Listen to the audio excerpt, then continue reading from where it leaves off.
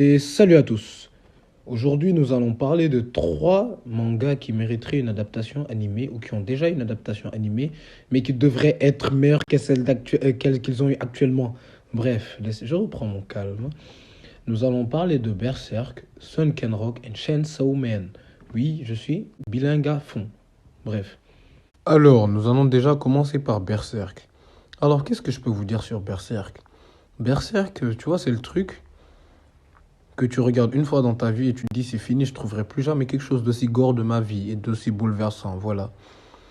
Mais sinon, c'est une œuvre extrêmement complète. Puis les aventures de Guts, qui est pourchassé par des démons à cause d'une marque qu'il a eue lors d'un rite. Je ne veux pas aller plus loin pour ne pas spoiler les gens, mais en gros, c'est un gros bordel où il essaie de s'en sortir, c'est tout. L'histoire est parfaite, il n'y a aucun défaut à ce que je vois, à part l'animation qui a été réalisée en CGI et qui ne... Je pense que tous les fans ont réalisé à quel point c'était décevant par rapport à la qualité papier que l'œuvre a. Donc voilà, espérons qu'un jour les studios d'animation puissent faire un animé à la hauteur du manga. Voilà. Ensuite, nous allons vers Sunken Rock. Que puis-je dire sur Sunken Rock? Bagarre, costumé, hardcore, la loi de la force. Nous voyons toutes sortes de choses, le luxe, tout y est. Nous nous plongeons dans un monde où la seule chose qui a une instance est l'argent et la force.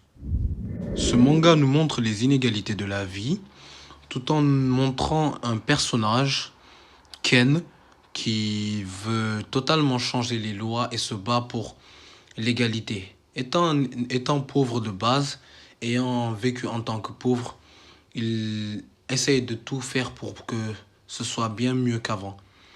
J'aurais bien voulu que ce manga soit animé, car il n'y a rien à dire. C'est un chef-d'œuvre, une masterpiece, tout comme Berserk. Animez ça, s'il vous plaît!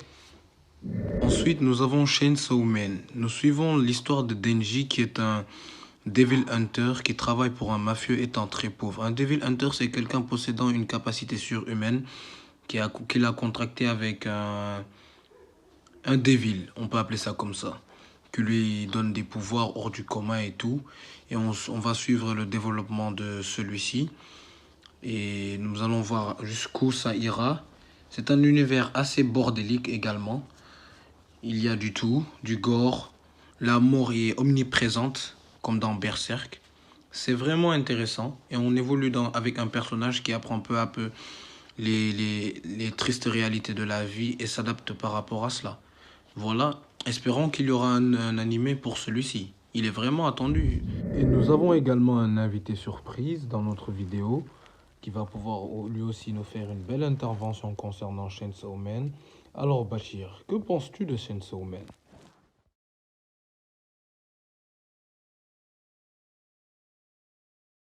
Bien, Chainsaw Man est une œuvre splendide. Elle est très complète, si je puis dire.